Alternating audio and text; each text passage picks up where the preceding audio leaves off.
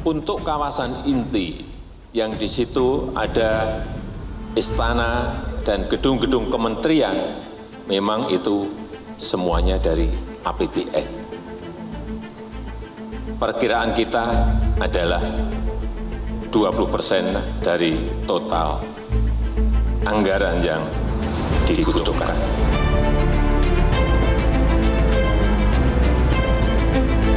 IKN kayaknya belum ada. Nanti saya bilang, Mbak, kan anggaran kita diblokir semua. Kok saya progres gimana sih?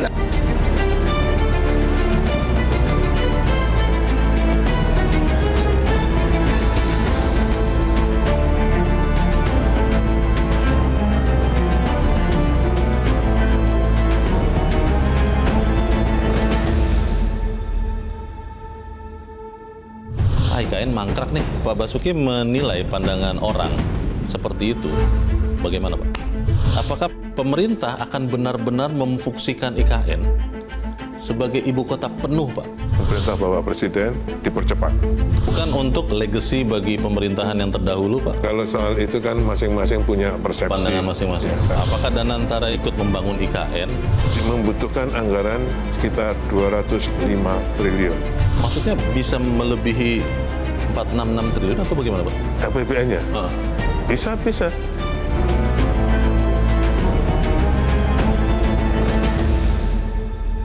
Selamat malam pemirsa. Beberapa waktu yang lalu, kalau Anda tentunya masih mengingat, Top Ekonomi pernah mengangkat topik dalam tanda petik IKN diblokir.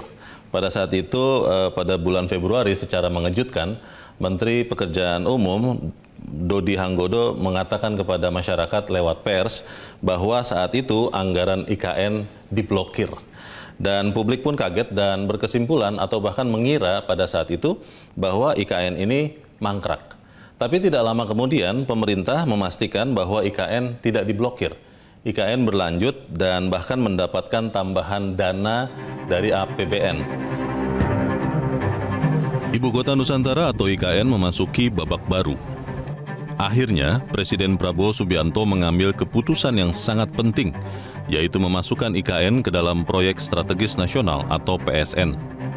Di bulan Maret, Presiden Prabowo Subianto memutuskan IKN sebagai salah satu dari 77 proyek strategis nasional yang diandalkan Presiden Prabowo untuk menggenjot pertumbuhan ekonomi nasional hingga 8%. IKN tancap gas. Keputusan Presiden Prabowo menjadikan IKN sebagai prioritas pemerintah ini sekaligus membantah spekulasi sebelumnya bahwa IKN diblokir, bahkan mangkrak. Spekulasi IKN diblokir sempat muncul setelah Menteri Pekerjaan Umum Dodi Hanggodo bicara ke media bahwa anggaran IKN diblokir. Realisasi anggaran IKN per Februari ini ada nggak, Pak? Kan kemarin yang dipapalin tadi kan per Desember. Ya karena kan itu kan 2024 ya. Per 2025 udah ada realisasi ini nggak, Pak, anggaran IKN? Realisasi anggaran kayak IKN kayaknya belum ada. Nanti saya bilang, Mbak, kan anggaran kita diblokir semua. Kok saya progres gimana sih, anggarannya nggak ada progresnya buat beli makan siangnya Pak Menteri, itu progresnya. Atas pernyataan Menteri Pekerjaan Umum bahwa anggaran IKN diblokir, sebagian masyarakat pun berkesimpulan IKN mangkrak. Namun, alih-alih anggaran IKN diblokir, apalagi mangkrak, saat ini justru anggaran IKN melimpah. Presiden atas persetujuan DPR telah menyiapkan anggaran 48,8 triliun rupiah di APBN, siap digelontorkan di IKN mulai tahun 2025 hingga tahun 2029. Dana 48,8 triliun ini akan dipakai untuk membangun gedung DPR MPR, gedung Mahkamah Agung, gedung Mahkamah Konstitusi, dan bangunan vital negara lainnya. Target Presiden Prabowo tahun 2028, ibu kota politik Indonesia sudah pindah dari Jakarta ke IKN di Kalimantan Timur. Seperti apa situasi IKN saat ini? Inilah tahap penting terbaru di IKN di bulan Maret 2025. Kantor Otorita IKN resmi beroperasi. Ratusan ASN dan non-ASN saat ini telah bekerja di markas IKN atau Balai Kota Nusantara. Pegawai Otorita IKN bisa dikatakan aparatur negara pertama yang tinggal di Kota Nusantara, menjalankan fungsi kenegaraan IKN sebagai cikal bakal ibu kota negara. Disinilah Kepala Otorita IKN berkantor. Kepala Otorita IKN adalah pejabat setingkat menteri, namun juga menjalankan fungsi administrasi kenegaraan setingkat kepala ibu kota. Perjalanan mulus IKN di pemerintahan Presiden Prabowo sangat menarik, sebab sepanjang Pilpres 2024 lalu muncul spekulasi jika Prabowo menjadi presiden belum tentu IKN dilanjutkan. Sebab dari sisi militer, IKN dinilai meragukan. Namun kini IKN aman di tangan Presiden Prabowo. Setidaknya hingga semester pertama tahun 2025, IKN aman. Tidak tersentuh pemangkasan besar-besaran anggaran seperti yang dialami semua kementerian dan lembaga negara lain. Alih-alih terkena pemangkasan anggaran, IKN justru berpotensi mendapat pembiayaan APBN yang melebihi rencana semula, yaitu hanya 20% dana IKN dari APBN. Berdasarkan Undang-Undang Nomor 3 Tahun 2022 tentang IKN, APBN hanya akan membiayai sebagian saja dari seluruh biaya IKN sesuai Rencana Pembangunan Jangka Menengah atau RPJM. Dalam RPJM tahun 2020-2024 disebutkan total biaya IKN adalah Rp466,98 triliun. Menurut pemerintah, APBN hanya akan membiayai Rp89,4 triliun atau sekitar 20% saja. Banyak yang bertanya kepada saya, terus anggarannya dari mana? Untuk kawasan inti yang di situ ada istana dan gedung-gedung kementerian, memang itu semuanya dari APBN. Perkiraan kita adalah 20% dari total anggaran yang dibutuhkan. Sehingga yang 80% adalah baik KPBU, baik PPP maupun dari investasi langsung oleh investor. Hingga tahun 2024 total APBN yang sudah digelontorkan di IKN mencapai Rp89 triliun. Dengan tambahan APBN Rp48,8 triliun yang sudah disepakati pemerintah dan DPR, maka total APBN untuk IKN mencapai Rp137,8 triliun, jauh di atas rencana awal Rp89,4 triliun. Soal biaya IKN yang ditanggung negara, ada yang menarik dalam revisi Undang-Undang IKN, yaitu Undang-Undang Nomor 21 Tahun 2023. Nantinya tambahan pembiayaan IKN bisa dilakukan melalui utang, baik melalui penerbitan surat utang oleh IKN maupun utang kepada pemerintah pusat, pemerintah daerah, dan utang kepada konsorsium bank. Sorotan tajam publik kepada IKN ini kali ini akan saya langsung tanyakan kepada Kepala Otorita IKN, Basuki Hadi Mulyono. Pak Basuki, selamat malam. Malam, Horas. Horas, Pak. Sehat-sehat, Pak? Alhamdulillah. Tidak kena banjir lagi ya? Enggak pernah, belum pernah. Belum pernah kena banjir. Seperti waktu banjir tempo hari, gambar Pak Bas itu viral itu, Pak, bawa-bawa motor trail gitu kan? Iya, saya kira saya tinggal di Kemang Pratama, Bekasi. Itu kawasannya yang jalannya terendam. Oke. Nah, mungkin itu karena intuisi PU saya. Saya pakai orang PU, karena saya selalu bilang, jadilah orang PU, jangan jadi orang yang bekerja di PU. Jadi mungkin itu kebawa sehingga pada saat habis sahur, subuhan, terus saya ada dengar, wah air sudah ada di jalan. Saya langsung keluar, keliling sebetulnya, karena saya ingin melihat apakah tanggulnya ada yang jebol, apakah pompa-pompa sudah berjalan. Jadi itu intuisi. Nah, pada saat ada satu ruas jalan, saya matikan karena harus didorong, saya takut mati. Habis itu hidup lagi.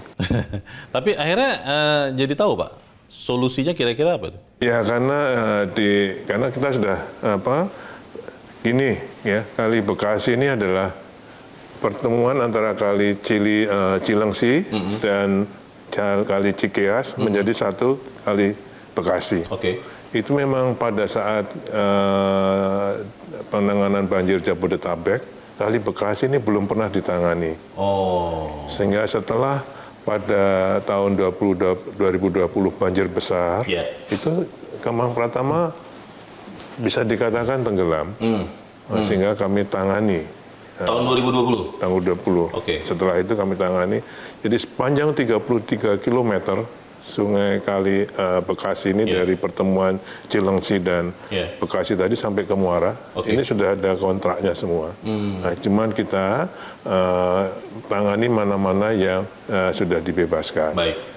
Kemarin terakhir, hari kemarin, Bapak Gubernur Jawa Barat meninjau dan beliau akan menangani pembebasan lahannya segera. Baik. Pada saat sebelumnya, pemerintah Jawa Barat tidak berkenan menangani pembebasan lahan. Saat ini Bapak Gubernur langsung menangani dan akan dikerjakan oleh Kementerian PU. Baik. Melanjutkan.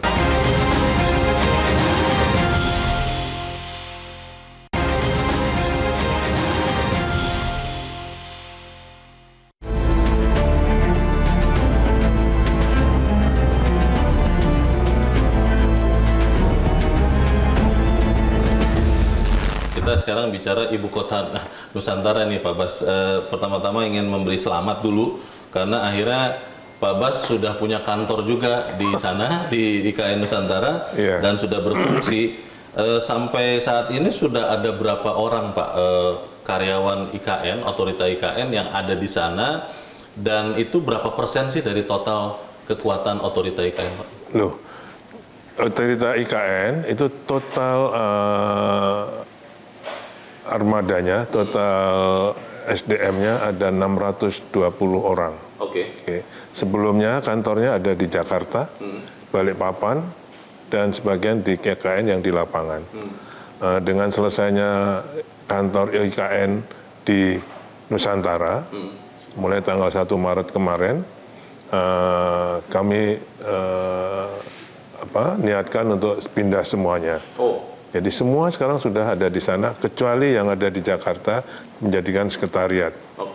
Jadi hanya satu eselon 1 yang digilir dengan pendukungnya, tidak lebih dari 25 orang. Karena kami melayani investasi.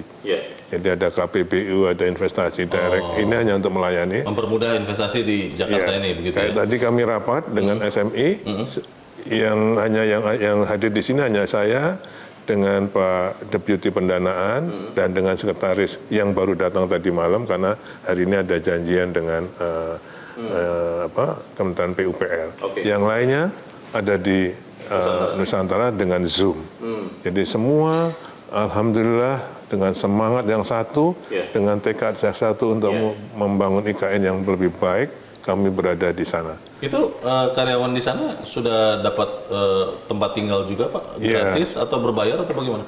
Jadi kami kan membangun, PUPR dulu membangun 47 tower.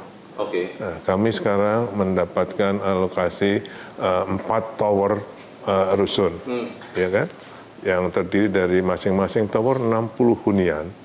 Ya, masing-masing hunian 3 kamar. Ada lagi juga HPK, hunian pekerja konstruksi untuk para pendukung.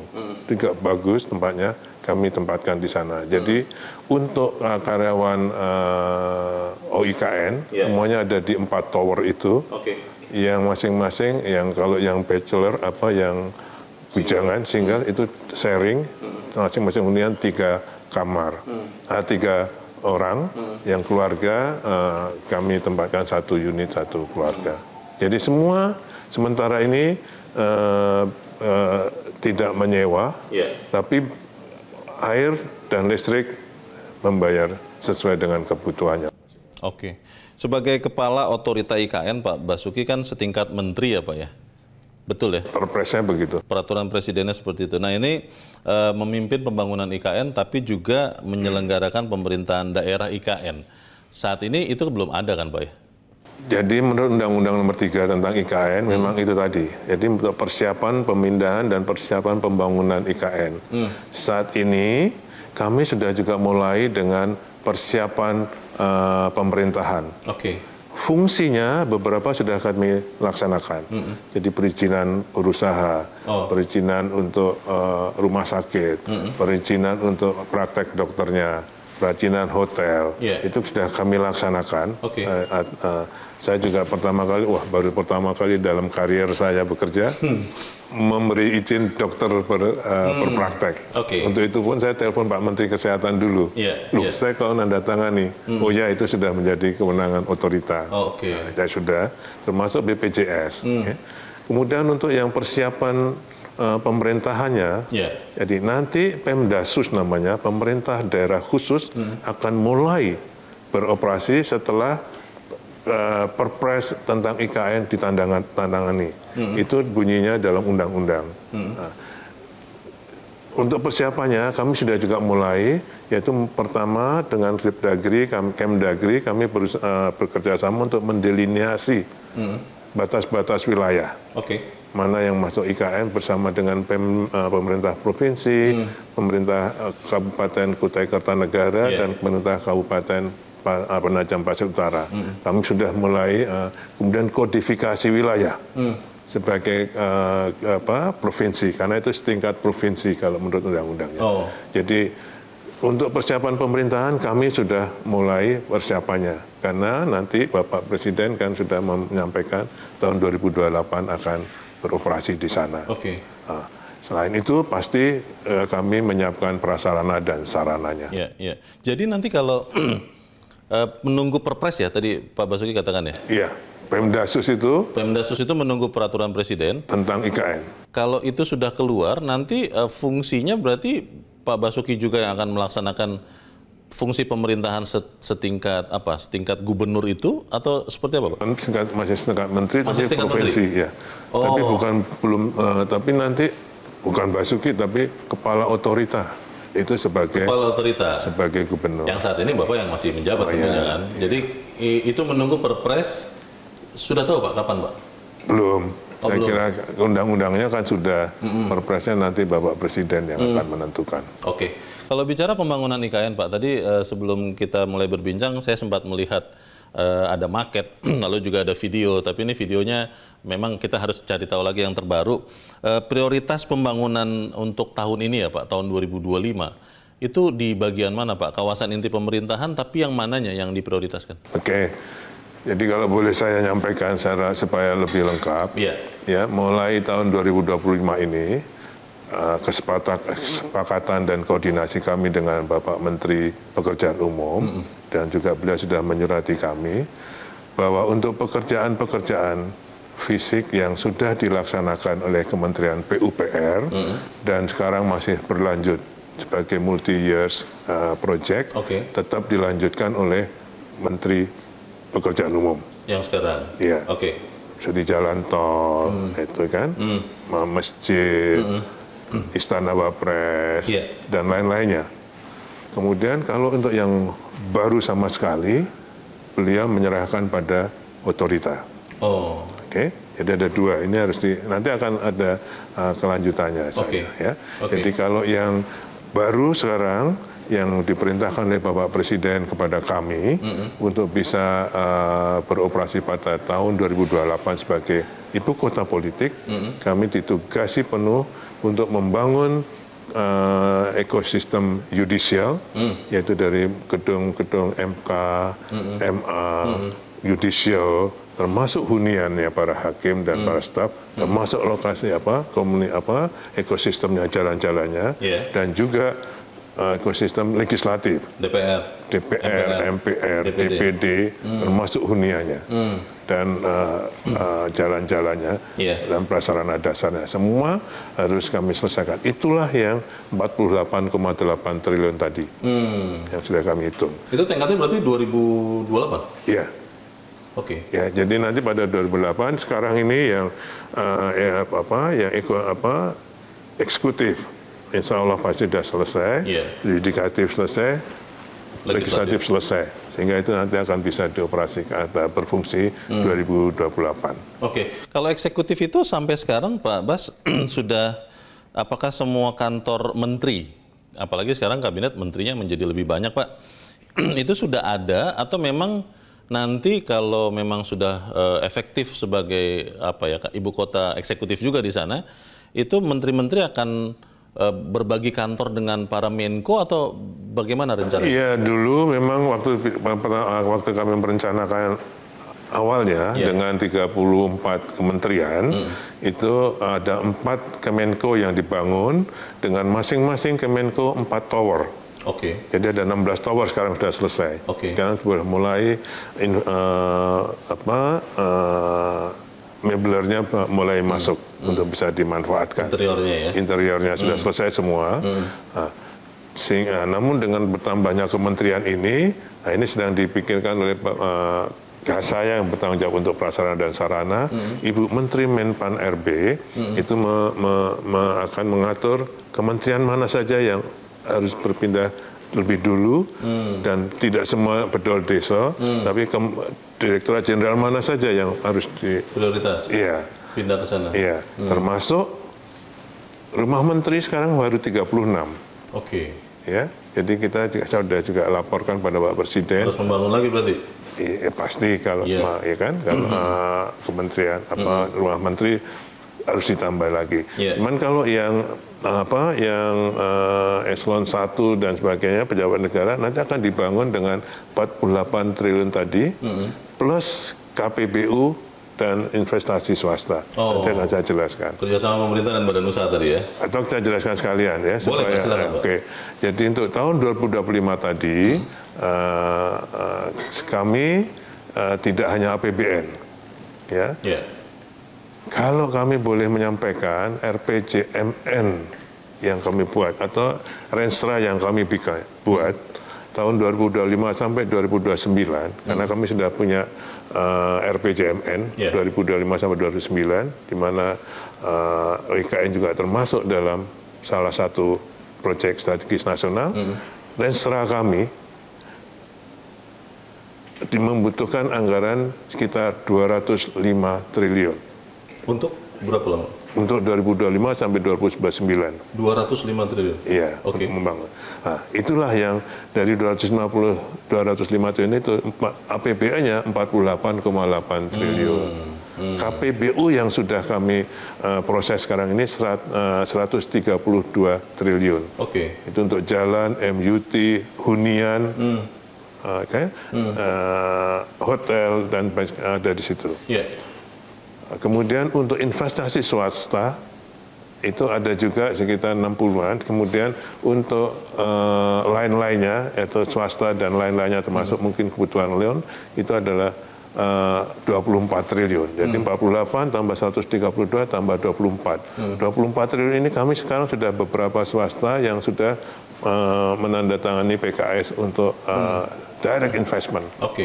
Jadi selain APBN, ada KPBU yang lebih besar dari APBN, 3 kali lipat, dan investasi swasta.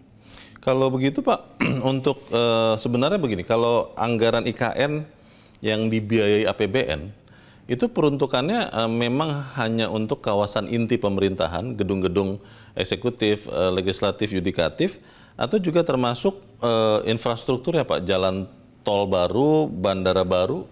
Tadi yang saya sampaikan, jadi kesepakatan kami dengan Kementerian PU bahwa pekerjaan-pekerjaan yang sudah dilaksanakan sejak tahun 2022, 2023, 2024 yang belum selesai tetap dilakukan oleh Kementerian PU.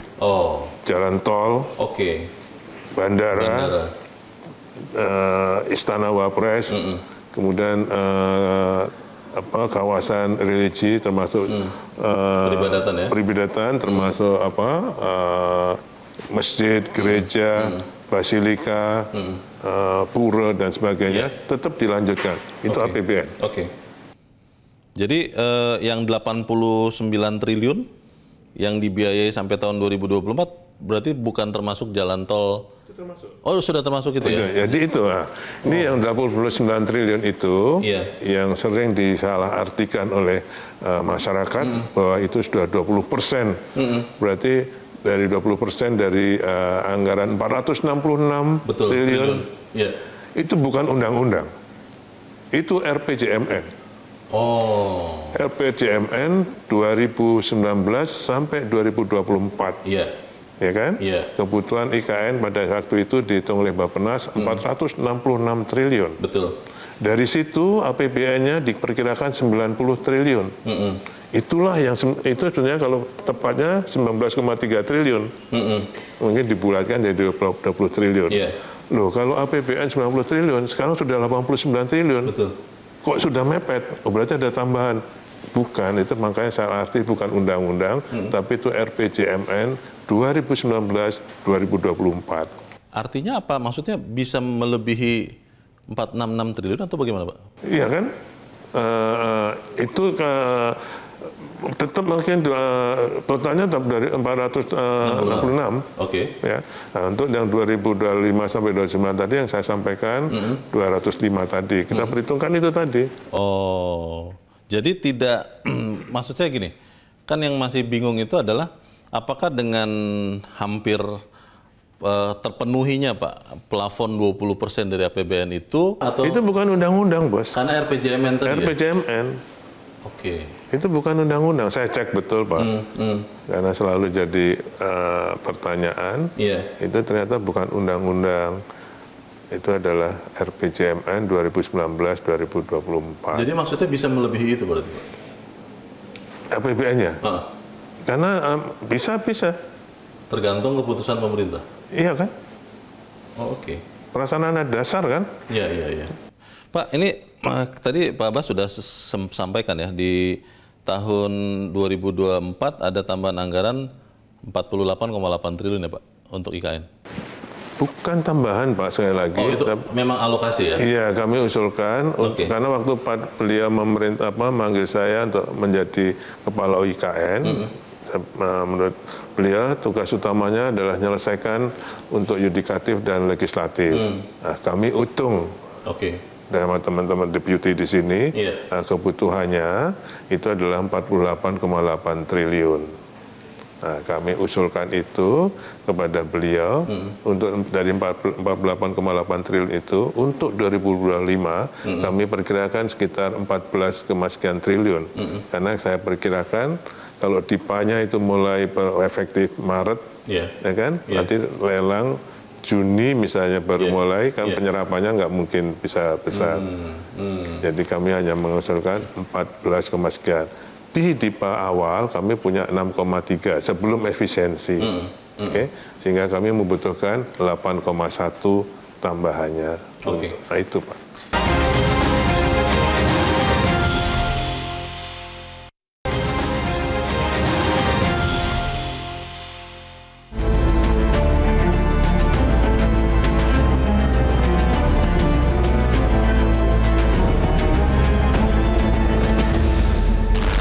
Pendanaan ini menjadi isu yang sangat menarik Pak Bas, karena kalau kita lihat juga belum lama pemerintah kan meluncurkan Danantara ya Pak. Danantara itu memang adalah sumber alternatif pendanaan pemerintahan di luar APBN. Ingin tahu Pak, apakah Danantara ini juga nanti akan ikut membangun IKN atau ikut mencarikan investor untuk IKN, atau seperti apa Pak sejauh ini? Yang saya ketahui Pak Leo, pembentukan awal sesuai dengan statementnya Bapak Presiden, kemudian para CEO di Danantara, untuk Danantara ini kan sudah dibentuk sudah dengan program-program prioritas yang sudah ditetapkan oleh Bapak Presiden. Saya dengar yang saya ketahui pada awalnya ini Danantara diprioritaskan ke energi, kemudian swasembada pangan. Betul. Jadi saya belum tahu apakah nanti akan melibatkan Danantara untuk pembangunan IKN. Saya belum tahu. Dan saya ikuti program prioritas dari Bapak Presiden. Baik, kerjasama pemerintah badan usaha tadi yang Pak Bas sudah sempat sebut KPBU itu Pak, ada update tidak Pak? Ada investor baru tidak Pak untuk membangun IKN ini? Apakah itu investor swasta dalam negeri atau dari luar negeri? Bisa diceritakan mungkin Pak? Satu dari China, saya namanya lupa, CIC apa. Kemudian dari IGM, dari Malaysia, itu untuk hunian juga, untuk jalan dan MUT itu dari China dan Malaysia. Dari hunian ada dari Malaysia, ada dari Indonesia Intiland. Nah, ada Truba dan Trinity. Gitu. Jadi saya kira tadi jumlahnya 132 triliun tadi. 132 triliun. Itu baru masuk tahun ini atau mulai dari tahun lalu, Pak? Prosesnya baru tahun ini dan ini yang 2 sudah advance. Ini sedang mudah-mudahan minggu depan saya sudah berkirim surat pada Menteri Keuangan untuk persetujuannya, terutama untuk pembayaran availability payment-nya. Jadi itu sudah advance. Yang lainnya sudah FS, saya beri waktu 2 bulan untuk FS karena kan kecil wilayahnya. Jadi nggak perlu lama-lama. Pak Bas, ini tadi Bapak juga sudah katakan sekarang IKN itu kan sudah jadi PSN ya Pak ya, program strategis atau program prioritas nasional Pak untuk 2025 ini? Program strategis nasional. Strategis nasional ya? Berarti dengan status ini ada yang berubah tidak Pak? Apakah misalnya bisa lebih ngebut lagi mungkin pembangunannya atau seperti apa Pak Bas? Kalau saya memaknai program strategis nasional ini untuk IKN, jadi sekarang lebih memastikan lagi bahwa IKN ini tetap dilanjutkan dan bahkan dengan perintah Bapak Presiden dipercepat. Dipercepat? Oh iya, buktinya kan saya diperintahkan untuk menyelesaikan 2028. Oh iya. Padahal ada stepnya kan ya. Betul. 2020, 2024, 2024, 2030, terus 35, 45. Nah ini beliau mau 28 selesai. Sebelumnya kan pasti ada pertanyaan-pertanyaan, ya kan? Padahal sudah dijelaskan betul-betul bahwa Bapak Presiden merupakan sudah menjelaskan bahkan di G20 beliau menyampaikan bahwa ibu kota Indonesia harus pindah karena climate change, ya kan? Berbagai hal ya. Berbagai hal. Kemudian tahun 2028 sudah harus menjadi ibu kota politik, kan? Kemudian Masjid Negara sudah bukan Masjid Istiqlal lagi. Ini memang sudah lewat Pak, maksudnya sudah diupdate dengan ada tambahan anggaran. Tapi kan kita sempat kaget Pak, waktu penerus Bapak, Pak Dodi, waktu itu ditanya, saya juga ikut kaget waktu melihat jawaban beliau, waktu ditanya progres IKN seperti apa.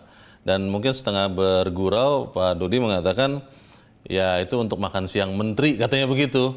Itu peristiwanya bagaimana sih Pak? Kenapa sempat katanya diblokir, terus ternyata tidak dan malah ditambah anggarannya? Ini tadi saya sampaikan, itu kan di rapat kerja dengan Komisi 5 DPR. Ya, seusainya ya. Ya, berarti beliau kan membawa program Kementerian Pekerjaan Umum. Betul. Nah, tadi saya sampaikan bahwa mulai 2025 ini pembangunan di IKN dilaksanakan oleh 2 lembaga yang meneruskan multi-year kontraknya PU yang baru OIKN. Nah, mungkin waktu saya baca itu saya juga madeg juga. Ada apa nih? Ya, ternyata itu mungkin yang di PU. Ya, ternyata dari PU kan dari 100 sekian hanya menjadi 29. Sempat dipangkas ya? Iya, itulah yang termasuk yang menurut beliau. Jadi bukan anggaran IKN, tapi anggaran IKN yang di PU. Gitu. Iya, yang di PU ya? Yang di PU. Tapi sekarang sudah oke. Pak Basuki, ini pertanyaan yang mungkin juga ingin diketahui banyak orang. Sebagai Menteri Pekerjaan Umum 2 periode Pak, di zaman Presiden Jokowi, tentunya Bapak dekat dengan Pak Jokowi. Lalu sekarang sebagai Kepala Otorita IKN tentunya dipercaya oleh Presiden Prabowo. Pertanyaannya begini Pak, apakah Pak Basuki melihat Presiden Prabowo itu melihat atau memiliki pandangan berbeda melihat IKN dibandingkan dengan pandangan Presiden Jokowi terdahulu? Maksudnya apakah memang pemerintah akan benar-benar memfungsikan IKN sebagai ibu kota penuh, Pak? Karena Perpres itu kan yang tadi Bapak sudah sempat katakan, kita juga belum tahu, Pak, itu akan muncul kapan. Pandangan Pak Basuki seperti apa? Perpres IKN maksudnya? Iya, terkait dengan akan memfungsikan penuh, akan benar-benar full pindah ibu kota pemerintahan ke ibu kota Nusantara di Kalimantan. Saya kira pertama, kalau Perpres IKN pasti, atau menurut saya insya Allah, beliau akan menandatangani kalau sudah dilihat beliau bahwa IKN benar-benar siap. Maksudnya makin berwujud? Makin siap, karena tidak hanya gedung-gedungnya saja, Pak. Jadi misalnya logistiknya, ya kan, transportasinya, sarana dasar, airportnya, ya kalau semua sudah siap, insya Allah mungkin beliau baru akan menandatangani. Dan saya kira itu logik sebagai Bapak Presiden, karena beliau akan bertanggung jawab kepindahan semuanya. Itu pertama. Yang kedua, bagaimana pandangan Pak Presiden Prabowo dengan Pak Jokowi? Saya kira kalau bertanyanya apa bedanya atau apakah berbeda, saya kira menurut saya mungkin gayanya berbeda. Gayanya? Ya, memandangnya. Tapi intinya programnya tidak berbeda karena satu sekarang malah dengan proyek strategis nasional, ya kan? Kalau dulu menurut saya ini instan aja saya. Kalau beliau dulu Pak Presiden Jokowi itu program prioritasnya infrastruktur. Jadi inline dengan pembangunan IKN. Jadi orang lihatnya sama. Ya kan? Superimpose. Nah sekarang Bapak Presiden Prabowo punya program prioritas MBG dan juga swasta penjabakan, tapi juga ada infrastruktur dan IKN. Ya kan Pak? Jadi menurut saya gayanya hanya beda, tapi pandangannya sama. Benar-benar akan berkantor nanti. Dan saya tidak merasakan beliau berbeda. Saya merasakan betul Pak. Baik. Bahkan waktu beliau nyampaikan, benar ini bisa selesai. Beliau nyampaikan lagi, benar nih. Siapa? Insya Allah. Dicek ulang begitu ya? Dikonfirmasi ulang.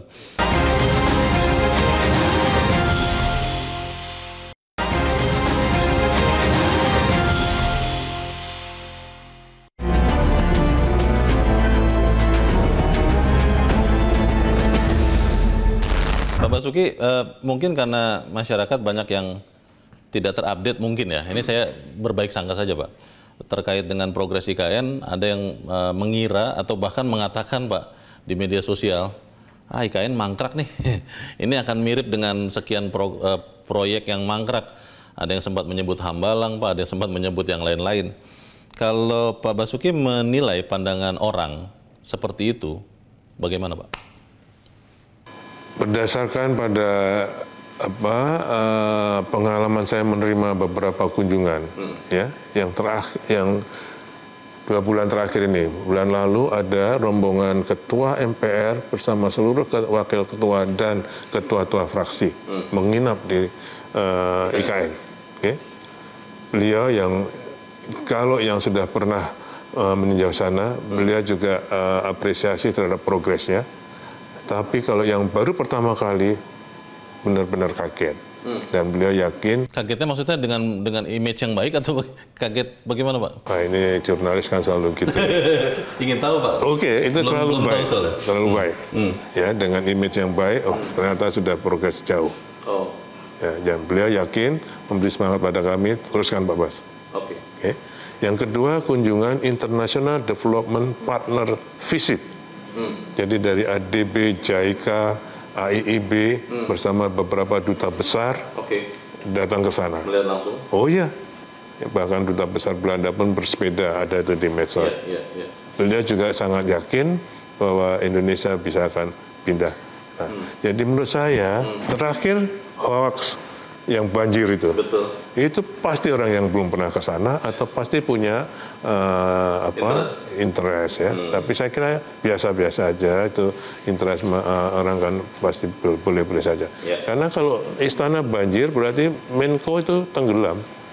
Kalau istana banjir, Menko pasti tenggelam. Oh iya, karena istana lebih tinggi ya? Lebih tinggi, Bos. Pak Bas, satu yang paling penting Pak, terkait dengan IKN ini, ada yang mengatakan bahwa sekarang ini pembangunan IKN sudah kembali ke jalur yang tepat. Waktu saya tanya tepat itu seperti apa? Tidak terburu-buru, tidak kemudian berbahaya dari sisi kualitas dan fiskal, lalu memang benar-benar sesuai dengan tujuan awalnya. Katanya untuk salah satunya pusat pertumbuhan penggerak ekonomi terutama kawasan timur Indonesia. Tanggapan Bapak?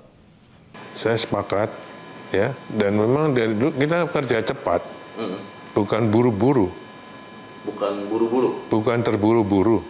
Tapi kita memang kerja cepat. Waktu itu slogan saya, rock and roll kan? Manajemen. Nanti saya serahkan buku saya yang ditulis oleh Pak Renat Kasali tentang delivered. Ya, bagaimana menurut beliau kelakuan saya, bagaimana kinerja saya dalam 45 tahun di Kementerian PU. Ya, itu ada. Jadi cepat itu bukan terburu-buru, Pak. Cepat bukan terburu-buru, bukan untuk membantu ada legacy bagi pemerintahan yang terdahulu, Pak, dari Pak Jokowi. Kalau soal itu kan masing-masing punya persepsi. Ya, saya bahkan sampai sekarang saya diminta untuk tetap di otorita. Jadi saya kira teman-teman di sini juga harus cepat, apalagi dengan pembangunan yang sekarang ini yang tidak hanya APBN, harus cepat. Ya. Jadi menurut saya relatif, Bapak, kalau untuk kecepatan itu. Ya. Jadi alon-alon asal kelakon tidak, tapi terburu-buru dengan sembarangan juga tidak. Oh enggak Pak. Kami punya di PU itu punya Sitlakom, Survey, Investigation, Design, Land Acquisition, Construction, and Operation and Maintenance. Itu harus di tahapan itu harus dilalui. Jadi optimis ya 2028 maksimal sudah akan berfungsi penuh, Pak, Ibu Kota Nusantara. Tidak lagi di Jakarta ini, Pak Basuki. Saya kira kami membangun IKN ini, saya, itu hanya dengan niat baik. Jadi dengan niat baik itu insya Allah saya bisa dipertemukan dengan orang-orang baik untuk bisa membangun IKN ini dengan lebih baik. Baik, kita doakan supaya kemudian Ibu Kota Nusantara ini benar-benar bisa selesai, Pak Basuki tetap sehat, dan kemudian bisa melihat Ibu Kota Nusantara berfungsi maksimal. Terima kasih Pak Leo sudah memberikan kesempatan saya untuk menjelaskan tentang IKN. Baik. Saya kira terima kasih sekali. Baik. Kesempatan yang baik ini. Terima kasih. Terima kasih. Sudah lama kita nggak ketemu. Iya Pak, dan senang sekali bisa ketemu. Terima kasih Pak Basuki. Selamat malam Pak. Horas. Dan pemirsa, demikianlah perbincangan saya bersama dengan Kepala Otorita Ibu Kota Nusantara, Basuki Hadi Mulyono. Semoga perbincangan ini berguna untuk Anda, dan kita akan kembali bertemu dalam episode Top Ekonomi selanjutnya. Selamat malam, sampai jumpa.